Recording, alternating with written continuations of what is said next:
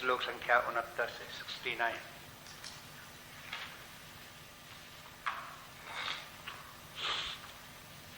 या निशा सर्वभूतानां तस्यां जागर्ति संयमी यस्यां जागृति भूतानि सा निशा पश्यतो मुने आपूर्यमाणम् अचल प्रतिष्ठम् समुद्रमापा प्रविशन्ति तद्वत्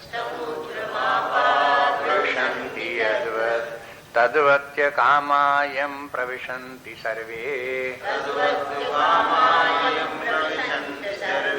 शान्तिमाप्नोति न कामकामी विहाय कामान् यः सर्वान् पुमांश्चरति निःस्पृहः निर्ममो निरहङ्कारः शान्तिम् अधिगच्छति विहाय कामान् यः सर्वान् पुमांश्चरति निःस्पृहः निर्ममो निरहङ्कारः शान्तिम् अधिगच्छति।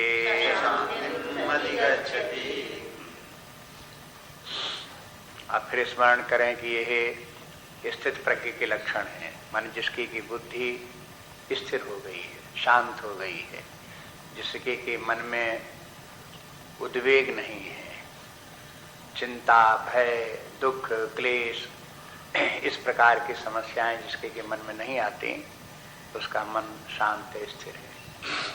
लेकिन ये स्थिति कैसे प्राप्त हो, तो उसके लिए एक विधान बताते चले आ रहे हैं, समझाते रहे कि देखो अपने आंतरिक स्थिति को संभालो।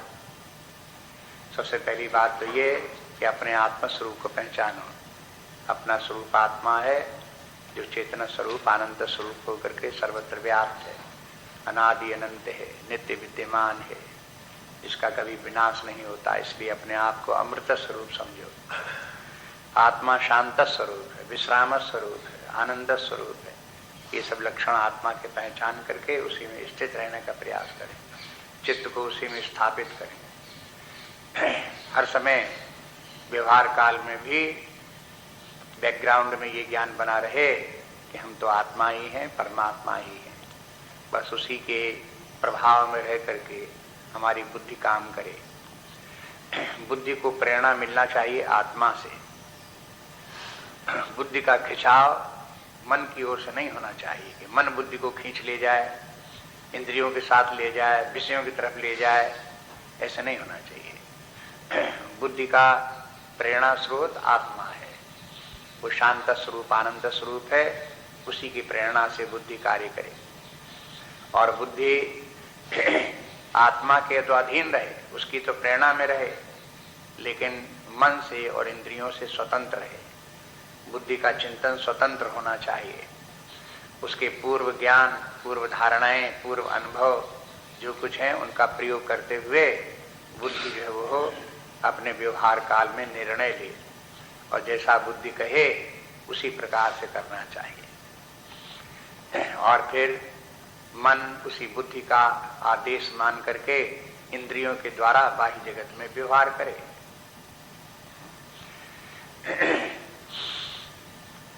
बस इस प्रकार से ये जो जीवन है, ये संसारी जीवन से एक भिन्न प्रकार का जीवन है। कल देख रहे थे जैसे दिन और रात का अंतर बता दिया, ऐसे ही भौतिकवादियों का, संसारी लोगों का जीवन एक प्रकार का, और समझ लो कि वो रात्रि के समान है, और आध्यात्मिक जीवन जो है दिन के समान है, बिल्कुल उससे भिन्न प्रकार का। भौतिक जीवन अज्ञान में जीवन, मोह जाल का जीवन, इंद्रिय भोगों की विषयाशक्ति का जीवन, निम्न कोटि का इस प्रकार से अधोगामी जीवन। इसके विपरीत आध्यात्मिक जीवन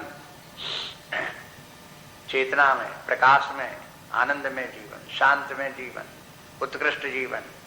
जीवन के जो महान लक्ष्य हैं उनकी प्राप्ति का साधन इस प्रकार से आध्यात्मिक साधन, इसमें आत्मज्ञान भी है और अपनी मनोवैज्ञानिक निर्विकारता भी है।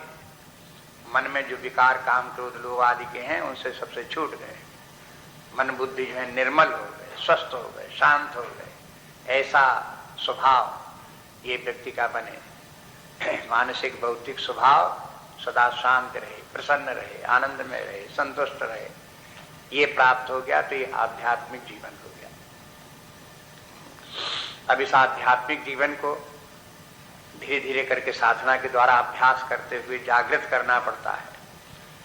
धीरे धीरे अपने आत्मज्ञान की आंखें खोलनी पड़ती हैं, उसके लिए साधना की आवश्यकता पड़ती है। उसमें शास्त्र जो है बार बार उसकी रूपरेखा बताते रहते हैं, उसकी विशेषताएं बताते रहते हैं। ये आध्यात्मिक जीवन आत्मा के स्तर पर कैसा है, बुद्धि के स्तर पर कैसा है, वासनाओं के स्तर पर कैसा है, इंद्रियों के स्तर पर कैसा है, व्यवहारिक जीवन के स्तर पर कैसा है, कर्म के स्तर पर कैसा है, ये सब बताते रहते हैं। माने इनका सबका विस्तृत वर्णन इन्हीं सभी क्षेत्रों में होता रहता है। ध्यान देकर धीरे धीरे देखें तो सबको समझ में भी आएगा, दिखाई भी देता है कि ऐसे ही है। अब पिछले श्लोक में कल बात चल रही थी 70वें श्लोक में कि एक तो है कामना और एक है काम में पदार्थ, इन दोनों को पहचानना चाहिए। जिसकी वस्तु की हम कामना करते हैं वो वस्तु है काम में पदार्थ, उसको बहुवचन में कामा ऐसे करके बोल देते हैं। नाना प्रकार की कामनाएं, काम में पदार्थ, और फिर वो हो कामना जिससे कि उस पदार्थ को प्राप्त करने की इच्छा होती है। अगर कामना हुई तो तुरंत पूछे कि भाई किस वस्तु की कामना, माने कामना इंडिपेंडेंट शब्द नहीं है, वो अपेक्षा रखता है किसी वस्तु की जिसकी की कामना हो। तो जिस वस्तु की कामना की जाएगी वो काम में पदार्थ, पदार्थ तो दुनिया में तमाम है, लेकिन कोई पदार्थ काम में कब बनता है, जब कोई उसकी कामना करता है तो उसके लिए वो पदार्थ काम में हो गया। इसलिए सहज रूप में अपने आप तो वस्तु मात्र है। जैसे किसी व्यक्ति को टीवी है, कार है, इस प्रकार की कोई वस्तु है तो वो तो वस्तु विशेष है। टीवी है एक वस्तु है, कार है एक वस्तु है।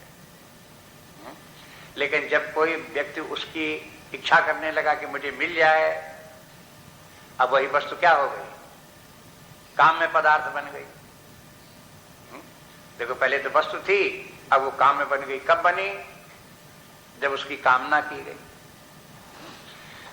इसलिए अब दोनों में बराबर अंतर करते रहे कि वस्तु जो विशेष है, कार है, टीवी है, मकान है, व्यक्ति हैं, ये सब तो जगत के एक अंग हैं और वो जैसे हैं तो उनके अलग अलग नाम है। ये पुरुष है, ये स्त्री है, ये बालक है, ये वृद्ध है, ये मकान है, ये भूमि है, ये सूर्य है। इस प्रकार के जो जब नाम लेते हैं तब ये सब जो है जगत की वस्तुएं हैं। लेकिन जब ये कहने लगते हैं कि ये वस्तु मुझे बड़ी अच्छी लगती है, मुझे तो ये जरूर चाहिए, इसके बिना तो मैं नहीं रह सकता, तो अब क्या हुआ, अब वही वस्तु काम में पदार्थ बन गई। हाँ? और जहां वस्तु काम में पदार्थ बन गई तहां संसार आ गया। बस संसार को भी पहचान लो तुरंत। माने संसार इस प्रकार से कामनाओं से प्रकट होता है, कामनाओं से ही ये संसार बनता है। और कामनाएं कब उत्पन्न होती हैं, जब किसी वस्तु में राग द्वेष होता है। राग के माने प्रिय लगता है, अप्रिय लगती। कुछ वस्तुएं इंद्रियों को प्रिय हैं, कुछ अप्रिय हैं, कुछ मन बुद्धि को प्रिय हैं, कुछ अप्रिय हैं। तो जब प्रियता अप्रियता उनमें होती है, राग द्वेष उनमें होता है, तब उनमें कामना होती है। तो जब कामना होती है, राग द्वेष होता है, तो ये बन गया सब संसार। अब यहाँ वस्तुओं के नाम बदल जाते हैं।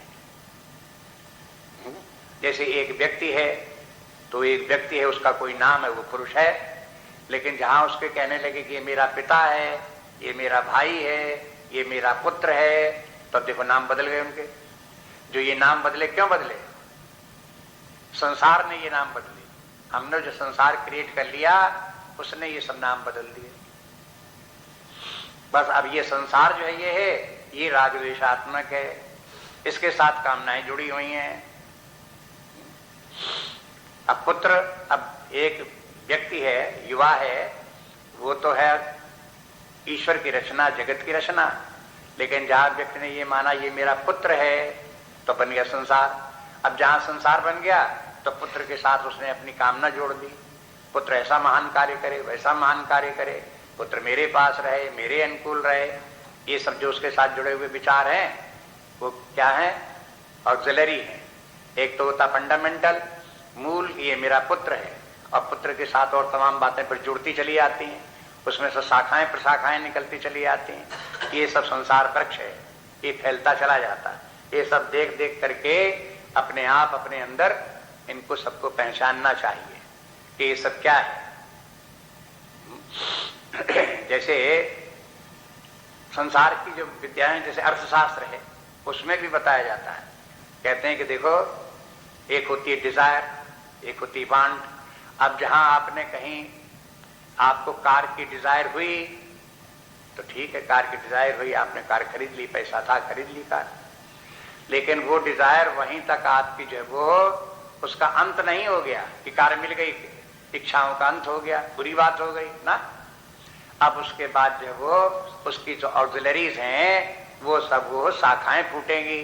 क्या शाखाएं फूटेंगी? अब इस कार के लिए एक गैराज होनी चाहिए जहां खड़ी करें,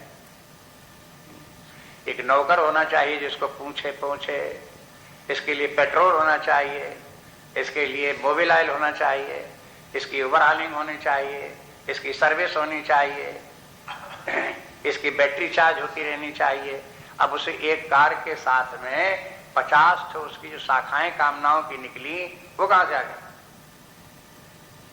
ये कोई अध्यात्म विद्या की बात नहीं बता, उदाहरण बता रहे हैं आप। अर्थशास्त्र में ये कहा जाता है। अर्थशास्त्र में जब डिजायर का वहां पर कंसिडरेशन हुआ और उसको समझने की कोशिश की गई इकोनॉमिक्स में, तब उसकी इतनी शाखाएं निकल पड़ी। अब वो जो वहां आप देखते हो वही बात अध्यात्म विद्या में कहते। अध्यात्म विद्या में जहां कहीं किसी वस्तु की आपने कामना की और उसके साथ राग जोड़ा और उसे अपना माना तो बन गया संसार। और संसार के साथ केवल कामनाओं की शाखाएं नहीं फूटती जाती, कामनाओं की शाखाएं फूटती जाती, ये तो विषय है अर्थशास्त्र का। लेकिन वे तमाम नाना प्रकार की कामनाएं जो अनंत हैं और वो कामनाओं के कारण से व्यक्ति को सुख दुख होते हैं, भय चिंता क्लेश आदि होते हैं, ये विचार अध्यात्म विद्या का है। चाहे मनोविज्ञान का समझो, चाहे अध्यात्म विद्या का समझो, अर्थशास्त्र का ये विषय नहीं है। अर्थशास्त्र ये नहीं कहेगा कि तुम कार की कामना करोगे तो कार में तुम आसक्त हो जाओगे, बंधन में पड़ जाओ, ये नहीं कहेगा। वो ये कहेगा कि हाँ उसकी कामना करो, प्राप्त करो, तो एक कामना के बाद 10-20 कामना और आ जाएंगे, यहां तक वो बताएगा। बस ये नहीं कहेगा तुम उसके मोह में पड़ोगे, तुम उसकी आसक्ति में पड़ोगे, तुम उसके बंधन में पड़ोगे, उसकी चिंता में पड़ोगे, भय तुमको फिर होगा, क्लेश तुमको होगा, परेशानियां होंगी, ये सब तुमको, ये अर्थशास्त्र नहीं बताएगा। ये उसका विषय नहीं, ये विषय है मनोविज्ञान का, अध्यात्म विद्या का। ये भी सत्य है, जैसे अर्थशास्त्र का अपना सत्य है तैसे मनोविज्ञान का, अध्यात्म विद्या का अपना सत्य है। यहाँ ये सब फैलते जाते हैं। इन सबको अपने आप व्यक्ति स्वयं समझ करके अपने अंतरतम में इनको देखे तो उसे सब मिलेगा भी। तो इसके आधार पर इनके विचार करते करते कल इस निर्णय पर पहुंचे कि देखो हमको जीवन में चाहिए शांति, बिना शांति के हमें कोई सुख नहीं। मूल सिद्धांत ये है, हमें जैसे हो तैसे हो शांत रहना। शांत के माने अपने मन को, अपनी बुद्धि को शांत बना करके रखना है। शांत के माने निष्क्रिय बना के नहीं रखना है। शांत के माने संतुष्ट, प्रसन्न, इस प्रकार से शांत रखना है। और डायनामिक शांति होनी चाहिए। गुरुदेव जो है ये बार बार समझाते रहते हैं स्वामी जी कि देखो शांति कैसी होनी चाहिए, डेड पीस नहीं चाहिए। माने ऐसा नहीं कि मृत तुल्य पड़े हुए हैं, बस हो गई शांति, ऐसा नहीं। शांति हो लेकिन डायनामिक हो। डायनामिक माने उस शांति के द्वारा आप कोई महान कार्य करो, ऐसा कार्य करो कि संसार के दूसरे लोग, संसारी लोग नहीं कर सकते, ऐसा करें, तब डायनामिक। छोटी मोटी बातें, संसारी बातें, खाना पीना, ये सब सामान उठाना धरना, कमरे की शोभा सजावट, ये अपने सफाई पफाई, ये तो दुनिया में सब कर लेते हैं। कुछ और महान लक्ष्य बना करके उसको प्राप्त करने के लिए आप प्रयास करो, तब डायनेमिज्म आपकी शांति का तीव्र महिमा है। इसलिए जो है ये ये जीवन में बराबर याद रखो कि अध्यात्म विद्या का संदेश है कि अपने मन को बराबर शांत रखो और शांत के साथ जोड़े रहो सुख को। व्यवहार में बोलते रहते हैं कि भाई हर कोई व्यक्ति सुख शांति चाहता है, सुख शांति चाहता है कि माने शांति हो तब सुख मिले, बिना शांति के कोई सुख नहीं। इसलिए अपने अंदर बराबर शांति बनाए रहो। गीता शास्त्र बार बार ये कहता है कि देखो चाहे दुनिया में कुछ बने चाहे बिगड़े, चाहे कुछ आए चाहे जाए, चाहे लाभ हो चाहे हानि हो, चाहे जय हो चाहे पराजय हो, कुछ भी हो, लेकिन शांति न बिगड़े। अगर आपकी जय भी हो गई, विजय भी हो गई, लेकिन मन में अशांति आ गई तो आपकी विजय बेकार। लेकिन आप पराजय भी हो गई लेकिन मन शांत है, उद्विग्न नहीं है, तो आपकी फिर भी जय बनी हुई है। इसलिए जो है ये है अपने मन की शांति को बार बार निरीक्षण करते देखते रहें कि उसमें कहीं धक्का तो नहीं लगता। 6वें अध्याय में चल करके शांति का एक उदाहरण देंगे। निर्वात स्थान में जैसे दीपक रखा हो, नेंगते सोपमा स्पमा, कहते वो उपमा याद रखनी चाहिए। जैसे जहां हवा न चल रही हो ऐसे कमरे में दीपक रखो तो दीपक की लौ कैसी होगी? दीपक की लौ बुझ थोड़ा जाएगी, अंधेरा थोड़ा हो जाएगी। दीपक की लौ जलेगी, प्रकाश भी देगी, लेकिन वो हिलेगी नहीं। ऐसे ही अपने मन को दीपक की लौ की तरह से जलाओ, रहे तो बिल्कुल ऐसा शांत जैसे बिल्कुल लौ जैसे हिल न रही हो, बिल्कुल लपलप न करे, बिल्कुल शांत रहे। इस प्रकार से तो मन शांत रहे, लेकिन शांत मन और बुद्धि प्रकाशमान हो, जैसे दीपक की ज्योत प्रकाशमान, कमरे भर में प्रकाश हो। अब ये सावधानी से देखो दीपक को कि यदि दीपक की लौ लपलप लपलप हिलती है तो कमरे में ज्यादा रोशनी होती है, कि दीपक की लौ स्थिर रहती है तब ज्यादा रोशनी होती है। अपने आप समझ में आ जाएगा कि जब दीपक की लौ स्थिर रहती है तब कमरे में ज्यादा प्रकाश है, और जहां वो हिलने लगी तहां उसके साथ साथ प्रकाश कम हो जाता है। इसीलिए व्यक्ति के आंतरिक जीवन में, बाह्य जीवन में भी जो प्रकाश देने वाली सामर्थ्य मन बुद्धि की है वो शांत और प्रसन्न मन बुद्धि की है, संतुष्ट मन बुद्धि की है। उसी से अपने अंदर भी आत्म चेतना भी प्रकट होगी, आत्मा का ज्ञान, साक्षी का ज्ञान, परमात्मा का ज्ञान ऐसे ही शांत मन से होगा। भीतर भी प्रकाश होगा और बाहर भी प्रकाश होगा। माने बाह्य जगत में भी जो कुछ कार्य कर रहे हैं उत्कृष्ट कार्य तभी होगा जब मन शांत होगा। अन्य लोगों के साथ जो संपर्क होंगे, आपके रिएक्शन होगा अन्य लोगों के साथ में, वो भी मधुर होगा, आनंदमय होगा। स्वयं प्रसन्न होंगे और अपने व्यवहार से दूसरे लोगों को भी प्रसन्नता प्राप्त होगी। ये रूप जीवन का है। इसलिए जो जीवन का उत्कृष्ट रूप है, एक तो इसको समझना और दूसरे फिर इसी को उसी प्रकार से बनाना, जीवन को अपने भीतर बनाते हुए व्यवहार में वैसे ही करके रहें। ये रूप होना चाहिए। जहां आध्यात्मिक जीवन है, मन शांत है, तो उसके साथ देखो बहुत बातें जो है अपने आप ही आ जाती हैं। शांत मन हो तो प्रसन्न भी रहेगा, उदार भी रहेगा, उसमें सच्चाई भी आएगी, हिंसा भी नहीं करेगा, क्रोध भी नहीं करेगा, लोभ भी नहीं करेगा। ये सब मन को अशांत करने वाले। कुछ कुटिलताएं होती हैं। कुटिलता माने चालाकी। चालाकी के माने ऐसा बोल देंगे तो ऐसा हो जाएगा, ऐसा कर दो तो ऐसा हो जाएगा।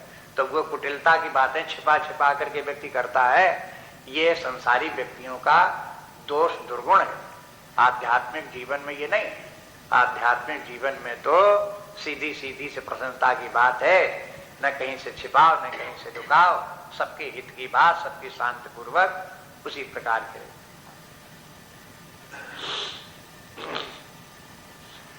यही लक्षण भक्ति के हैं। जहां जिसके व्यक्ति में ऐसा आ गया वो भक्त हो गया। रामायण में आप देख चुके हो बार बार सुनते हुए। बस भक्त कैसा होगा? सरल स्वभाव न मन कुटिलाई, यथा लाभ संतोष सदाई। ये गुण है। कहां से आ गए? जब मन शांत बनाया, साधना की, तो फिर उसके साथ साथ ये सब गुण आ गए। आत्मचिंतन हुआ, परमात्मा की कृपा हुई, तो ये सब गुण आ गए। कुटिलता भी जाती है, सरलता आ गई, संतोष सदा प्राप्त हो गया।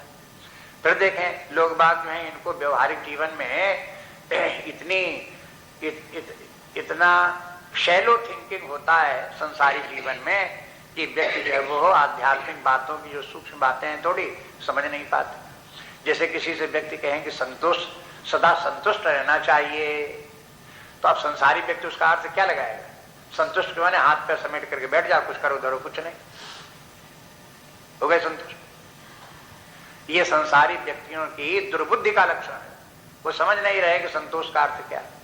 संतोष का माने ये अर्थ कि जो कुछ प्राप्त हो उससे संतोष रहो, लेकिन जो आपको शारीरिक बौद्धिक मानसिक सामर्थ्य प्राप्त हुई है इसका सदुपयोग करो, कार्य करते रहो, विचार करते रहो, हाथ पैर चलाते रहो, मन बुद्धि चलाते रहो, इनको काम में लाते रहो।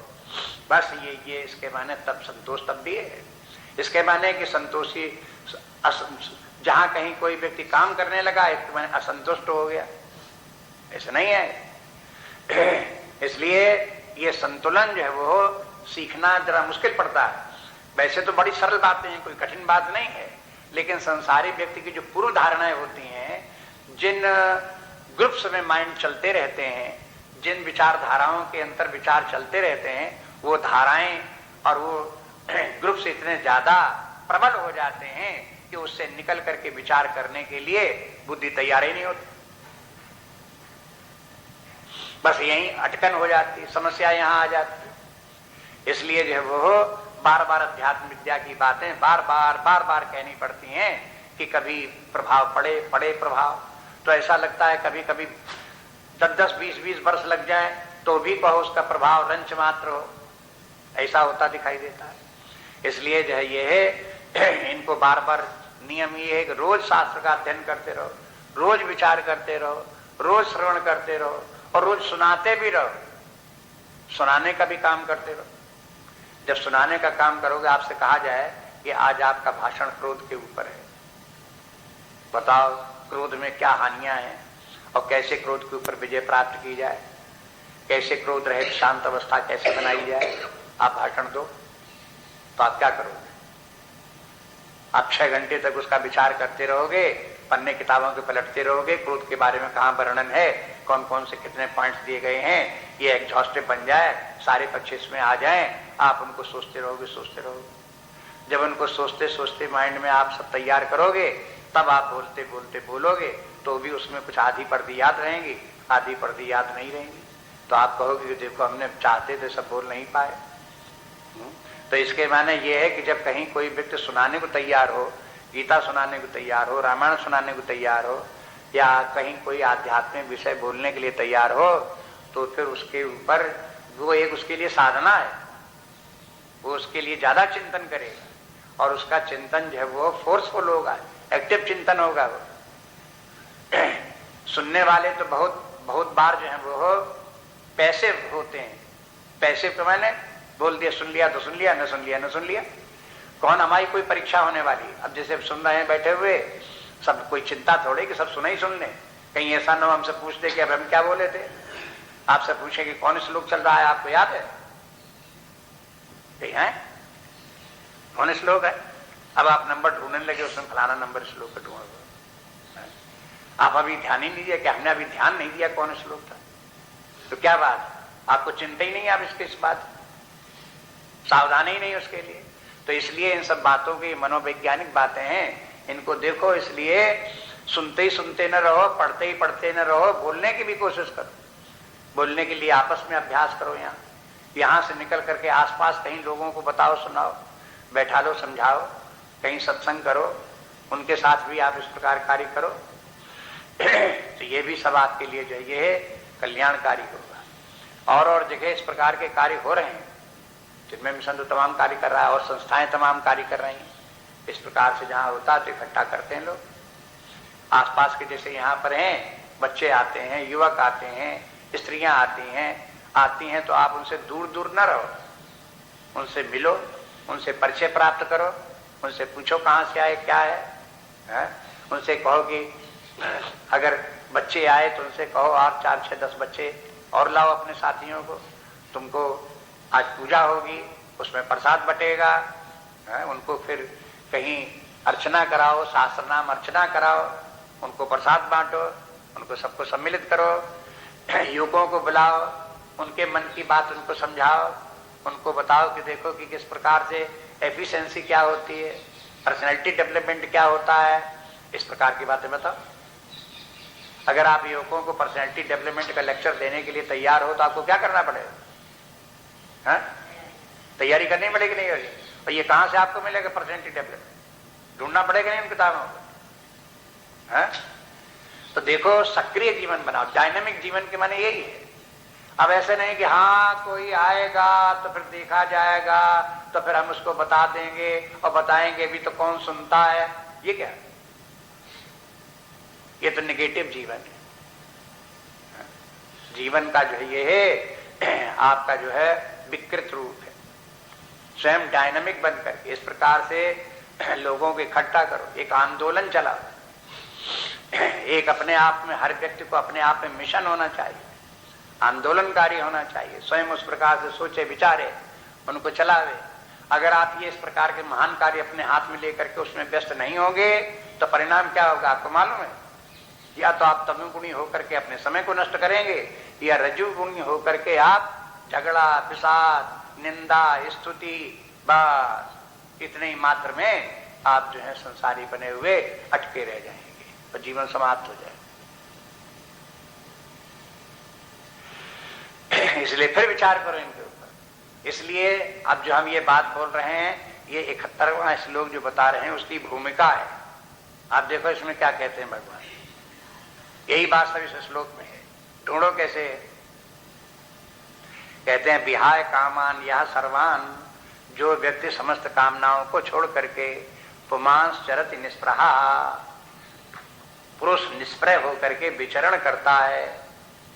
निर्ममा, निर्ममा माने कोई ममता नहीं रखता, निरअहंकार, कोई अहंकार नहीं रखता, स शांतिम अधिगच्छति, वह परम शांति को प्राप्त होता है। अब फिर ध्यान रखो आप, भगवान क्या महिमा बता रहे हैं कि शांति आपको प्राप्त होगी। और आपको हमें शांति से क्या लेना देना?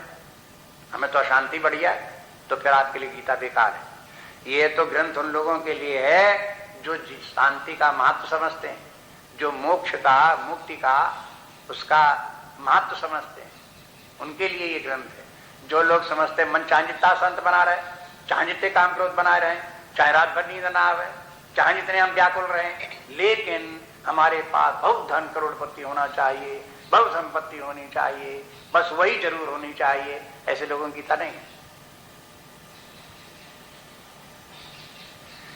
जीवन के मूल्य बदलने चाहिए। जीवन का मूल्य ये कि संसार में चाहे कुछ भी हमारे पास न हो, लेकिन शांति होनी चाहिए। शांति कैसे मिलेगी? तो फिर गुरु सुनो गीता, उसके लिए मार्गदर्शन यहाँ है। इसलिए गीता सबके लिए नहीं है, और न सबको समझ में आती है, न सब स्वीकार करते हैं, उसे जीवन में धारण भी नहीं करते। इसलिए बोलते हैं कि देखो ये शांतिम अधिगच्छति, वो व्यक्ति शांति को प्राप्त होता है। यहाँ 4 बातें बताई हैं इसमें, और क्रम क्रम से भी समझ लो इनको। पहली है विहाय कामान सर्वान, सर्वान कामान विहाय, व्यक्ति जो है सब कामनाओं का त्याग कर दे। सब कामनाओं का त्याग कर दे के माने है, कामनाएं किस वस्तु की होती हैं? जो अप्राप्त वस्तु होती है और हमें उसमें राग होता है, उसमें अनुकूलता लगती है, और ये लगता है उस वस्तु के प्राप्त हुए बिना हमारा जीवन जो है अधूरा है या बेकार है। ऐसी जो स्थिति जब होती है तो उसे कामना कहते हैं। इन कामनाओं को छोड़ देना चाहिए। साफ साफ विहाय माने छोड़ देना चाहिए।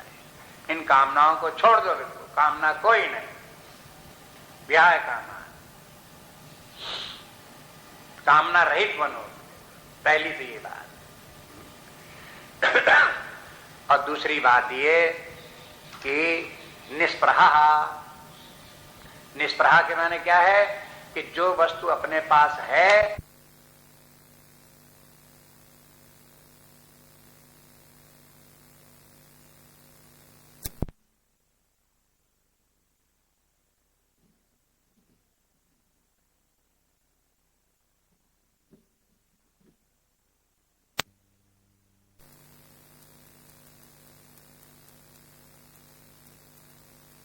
जितने वस्तुएं ये सब अपनी कहाँ से हुई जाती हैं, परिवार धन संपत्ति ये सब अपने कहाँ से हुए जाते हैं। इसलिए इनको सबको ना अपना समझो, न इनके ऊपर निर्भर रहो। तीसरी बात ये कि निर्ममा, निर्ममा माने किसी वस्तु को अपना मत कहो। न शरीर को कहो कि मैं शरीर में हूं या मेरा है, और न शरीर से संबंध रखने वाले व्यक्ति वस्तु पदार्थों को ही अपना समझो। उनमें भी ममत्व मत रखो, मेरेपन की भावना न रखो। न तो अप्राप्त वस्तु की कामना करो, न प्राप्त वस्तु की रक्षा की चिंता करो, और न किसी वस्तु को में मेरापन का भाव रखो।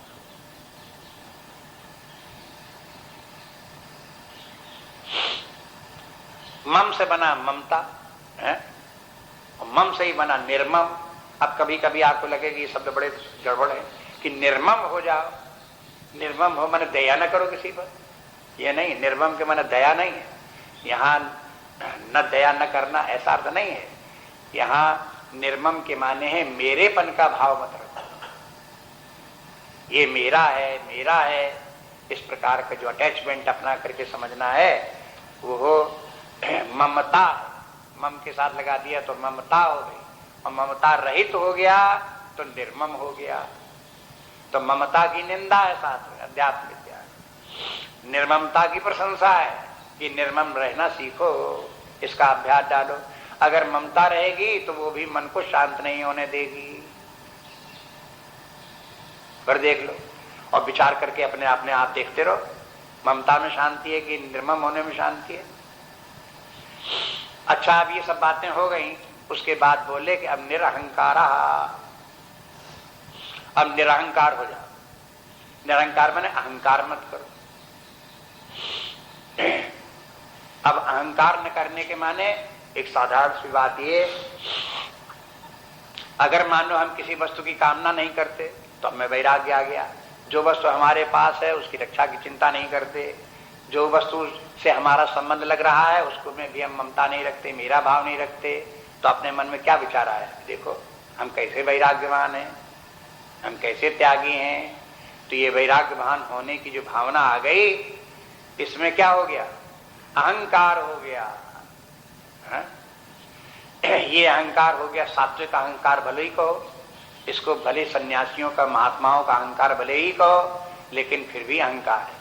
संसारी व्यक्ति का अहंकार बाह्य जगत की वस्तुओं को लेकर के, किसी के पास बहुत धन है तो धन का अहंकार, किसी के पास पद है तो पद का अहंकार, किसी व्यक्ति के शरीर में बड़ी शक्ति है, भाव ताकत है शरीर में, तो शरीर का अहंकार, किसी की बुद्धि बड़ी तेज है। कुछ लोग ऐसे होते हैं बड़े मुकदमेबाज, कहते हैं मैं सब जानता हूं, जितने भी कानून है वो सब जानता हूं, सब वकील मेरे पहचान के, लड़ ले कोई मुझसे मुकदमा, चाहे सही हो चाहे झूठा हो, कोई मुझको नहीं हरा सकता। अब बोलो, ऐसे ही अहंकार उनको, और हर किसी से मुकदमा लड़ने को तैयार। तो ये संसारी अहंकार इस प्रकार है। अब कहते हैं कि इसके बाद जब व्यक्ति विरक्त हो गया तो फिर वैराग्य का अहंकार, ये अहंकार भी ये अपने अध्यात्म विद्या में जो अहंकार है ये केवल घमंड नहीं है, ये अहंकार केवल अभिमान नहीं है। इस अहंकार में जब हम तादात्म्य कर लेते हैं और इसको घमंड बना देते हैं, अहंकार को दंभ बना देते हैं, तब ये कलुषित हो जाता है। अन्यथा अहंकार एक निर्दोष वृत्ति है, निर्दोष वृत्ति अपने आप में, उसे हम दोषपूर्ण बना देते हैं। निर्दोष व्यक्ति क्या है कि देखो हमारे पर्सनैलिटी में कहीं न कहीं एक ऐसा स्थान होना चाहिए जहां पर कि यूनिटी हो, एकत्व हो, ऐसा होना चाहिए। मान लो 5 इंद्रियां हैं, 5 इंद्रियों से 5 प्रकार का ज्ञान हुआ, तो उन 5 प्रकार का ज्ञान कहीं एक स्थान पर मिलकर उसे एक तो होना चाहिए। अगर 5 इंद्रियों का ज्ञान अलग अलग हो और 5 इंद्रियां अलग अलग कार्य करें और उनका इंटीग्रेशन करने वाला, इनको यूनाइट करने वाला, जोड़ने वाला कोई एक तत्व न हो तो व्यवहार कैसे चले। इसी प्रकार से ज्ञानेंद्रियां और कर्मेंद्रियां हैं, ज्ञानेंद्रियों से ज्ञान प्राप्त हुआ, कर्मेंद्रियों से कर्म हुआ। एक ऐसी एंटिटी होनी चाहिए जो ज्ञानेंद्रियों से सबसे ज्ञान प्राप्त करे और फिर उसको अपने साथ जोड़े, और फिर वही एंटिटी फिर कर्मेंद्रियों के द्वारा कर्म भी करे। इस प्रकार का जो एक वृत्ति ऐसी है जो एक स्थान पर पहुंच करके व्यक्तित्व के विभिन्न प्रकार के अनुभवों को एक स्थान पर मिला देती है, इस वृत्ति का नाम अहम है। बस इस वृत्ति को काम करने दो, इंद्रियों से देखो भी, काम भी लो, और अहंकार में इस ज्ञान को आने भी दो, और उसके द्वारा बुद्धि का सहारा लेकर के प्रतिक्रिया करते हुए मन से और कर्मेंद्रियों से व्यवहार भी चलने दो। तो व्यवहार काल में कर्मेंद्रियां भी काम करेंगी, ज्ञानेंद्रियां भी काम करेंगी, मन बुद्धि भी काम करेंगे, और उन सबके ऊपर एक हेड बना हुआ, उनका स्वामी बना हुआ नियंत्रक रूप में उनको सबको एक तालमेल में, एक सूत्र में बांधने वाला अहंकार भी बना रहने दो बस। और लेकिन इस अहंकार को दूर से देखो, अपने आप को अहंकार समझ लो यहाँ है, और आप यहाँ आत्मभाव में स्थित रह करके साक्षी होकर के अपने अहंकार को देखो कि अहंकार अपने स्थान पर काम कर रहा है, अहंकार ठीक ठीक काम कर रहा है। इस अहंकार में दोष मत आने दो। जहां इस अहंकार के ऊपर अपना और भार लाद दिया, अहंकार के भार लाद दिया कि शरीर ही मैं हूं, मैं धनी हूं, मैं बड़ा परिवार वाला हूं, मैं बड़ा ज्ञानवान हूं, इस प्रकार के उसके ऊपर, अहंकार के ऊपर जहां भार लाद दिए, तो बस वो अहंकार विकृत हो गया, उसमें दोष आ गए। इसलिए अहंकार को निर्दोष बनाने के लिए उसके ऊपर इस प्रकार के कोई आरोपण मत करो, उसके ऊपर कुछ लादो नहीं,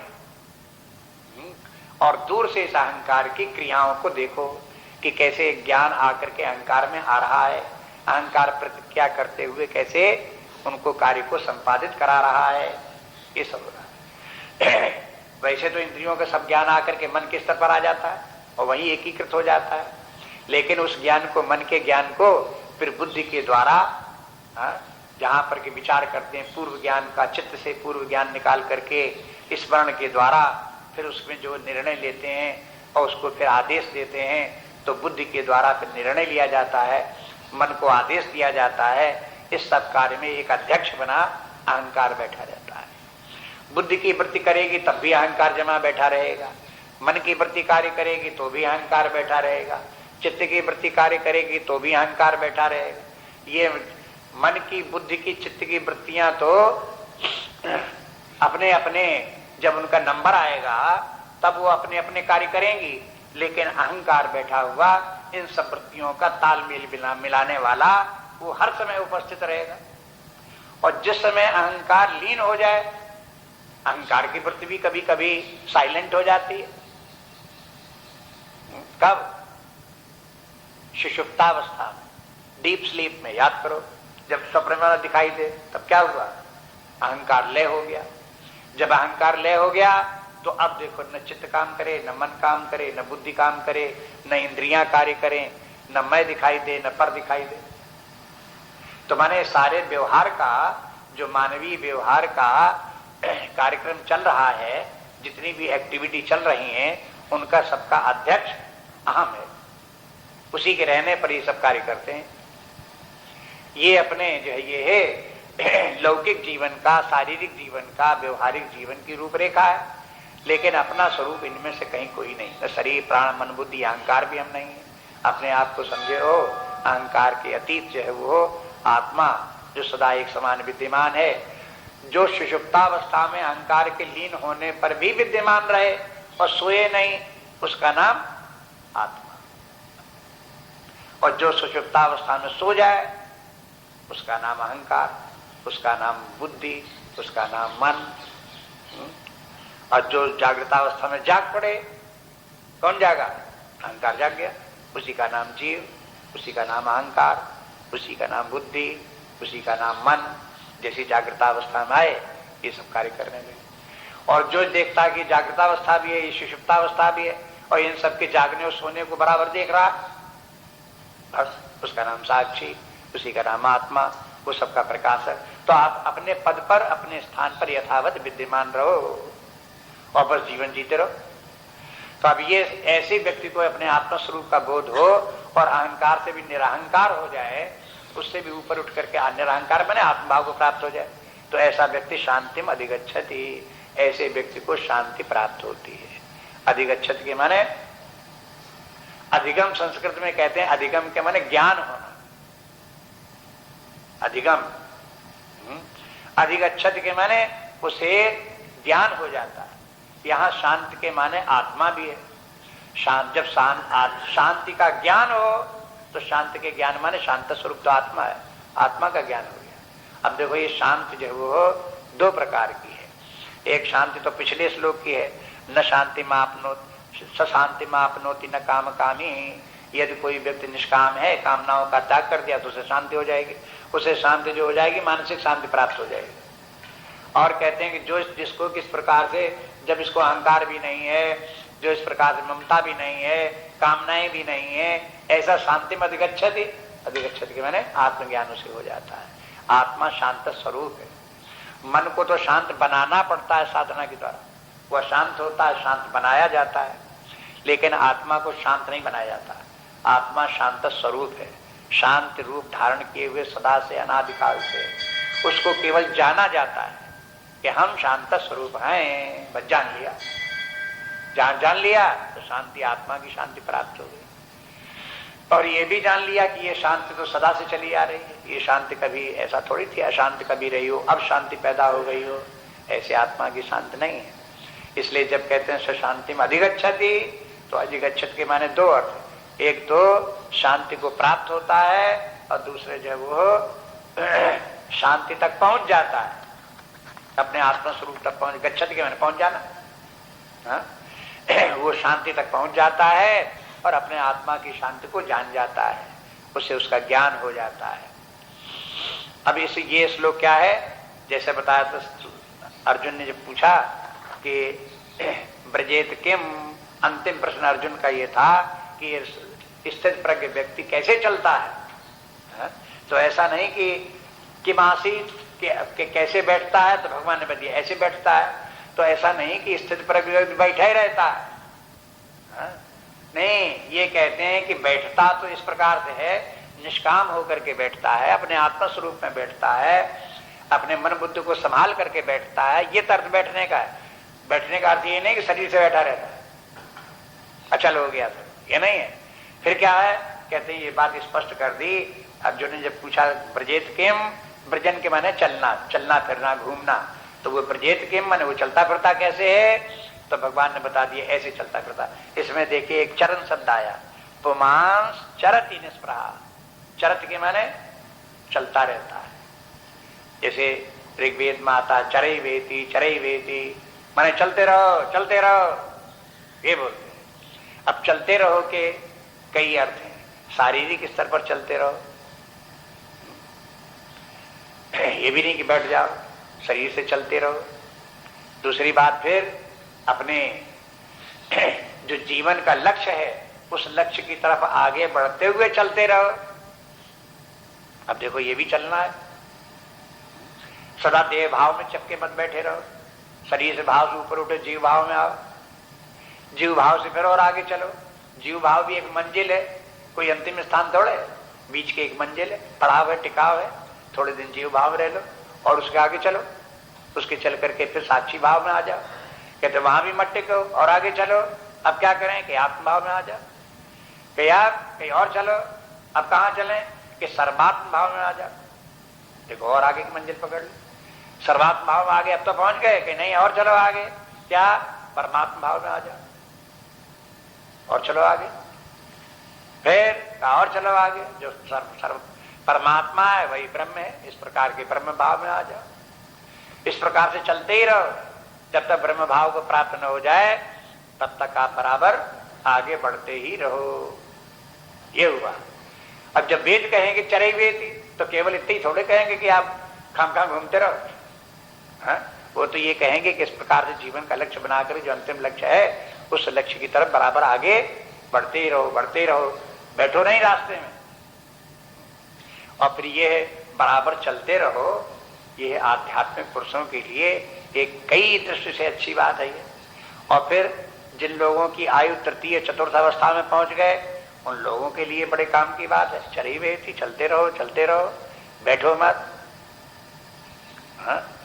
और चलते रहो कि माने ये कि देखो एक स्थान को अपना स्थान समझ करके मत बैठे रहो, हाँ? अपना घर को अपना घर समझ करके घर के ही चक्कर, आसपास चक्कर मत काटते रहो, कहीं निकलो, कहीं दूसरी जगह जाओ। जहां जिस कुटिया में रहो, जहां कहीं जिस स्थान पर रहो, जिस प्लेटफार्म पर रहो, जिस डिब्बे में बैठो, जिस गाड़ी में बैठो, बस आप उसी को मत पकड़े रहो, आगे चलो। निर्ममा, कहीं कोई ममता नहीं, कहीं कोई कामना नहीं। ये जो इसका जो है आदेश है शास्त्र का, गीता शास्त्र को, इसको समझो। खाम खा अपनी हठधर्मी मत करते रहो। कह गीता में लिखने की बातें सुनती है, हमें तो अपना करना सो करना पड़ेगा, हम कहां तक गीता के पीछे उनकी बातों को मानते हुए करते नहीं करोगे तो फिर जीवन का जो वास्तविक उद्देश्य है, जो सुंदर स्वरूप है, वो निखरेगा नहीं, बनेगा नहीं। इसलिए चलते रहो। अभी हमने आपसे कहा कि बस यही मत समझो कि बस हम खाए पिए सो गए, खाए पिए अपने सो गए। क्यों? कोई काम नहीं। क्यों कामना कोई नहीं? हाँ, गीता ने कह दिया कोई कामना नहीं, इसलिए कोई कामना नहीं करते, खाते पीते पड़े रहते हैं। अरे भाई कुछ काम धाम करो, जब काम नहीं तो काम धाम क्यों करें? देखो ये संसारी दृष्टि है। शास्त्र ये कहता कि नहीं, काम करो और चलते भी रहो, चलते रहो, काम करते रहो। ये जो श्लोक जो है वास्तव में जो गीता में जगह जगह संन्यास धर्म का भी वर्णन है। गीता में आप जगह जगह आता रहेगा, 5वें अध्याय में आएगा और अंतिम अध्याय में तो आता ही है, 4थे अध्याय में, 5वें अध्याय में, 18वें अध्याय में संन्यास का बहुत वर्णन है। ये श्लोक जो है इस अध्याय में, दूसरे अध्याय में पूरा सन्यासियों का है। ये सन्यासी के धर्म है, जिसको इतना आ जाएगा वो सन्यासी हो गया।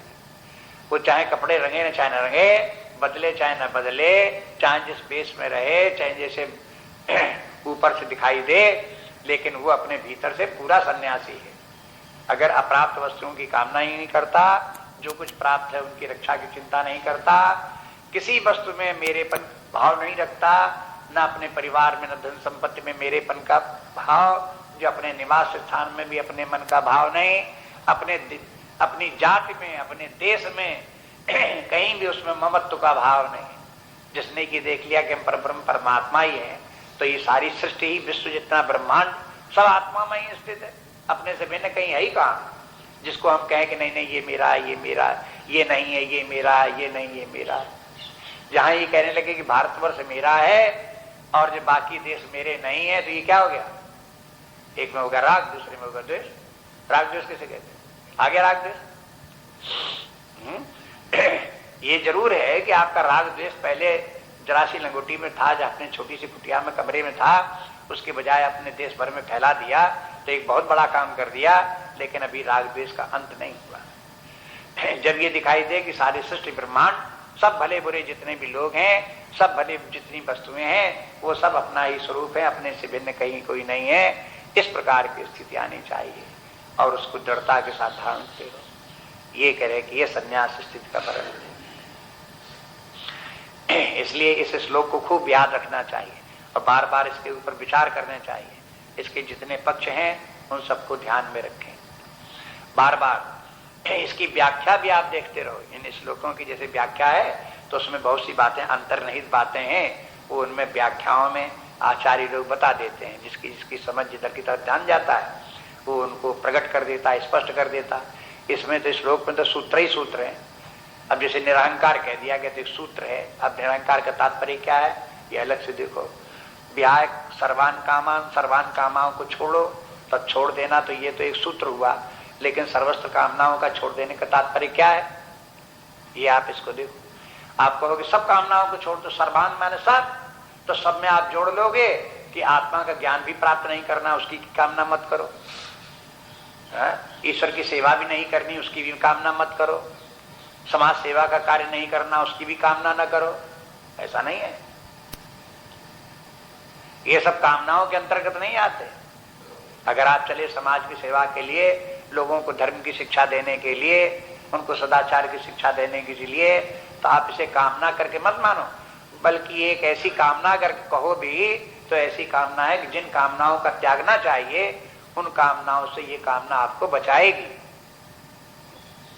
जब आप समाज के 10-20 बच्चों को आप उनको घेर करके उनको शिक्षा दोगे, उनको कुछ भजन कीर्तन आप सिखाओगे तो उसका परिणाम ये होगा कि आपको अपने पुत्रों में जो आसक्ति है वो समाप्त हो जाएगी, ममता वहां समाप्त होगी। इसलिए इसको करो। कुछ युवकों को लेकर के उनको इस प्रकार के जब आप शिक्षा दोगे, उनको धर्म की शिक्षा आप दोगे, तो आपको अपने युवा पुत्रों में, आपको अपने परिवार की आसक्ति छूटेगी। ये सब करके देखा गया है, लोगों ने, विद्वानों ने किया है। जो लोग अपने आगे इस प्रकार से बढ़े उनको होगा। नहीं तो आप जहां हिमालय पहाड़ में चले जाओ, तहां पर भी आपके अपने पुत्र याद आते रहेंगे और टेलीफोन करते रहोगे, क्या हाल है, कैसे हाल है, अब क्या हुआ, तब क्या हुआ, और आसक्ति छूटेगी नहीं। बार बार ये होगी, चिंता भी रहेगी, जरा भी कहीं कोई समाचार मिलेगा सुख दुख होता रहेगा। बस यही तो व्याधि है।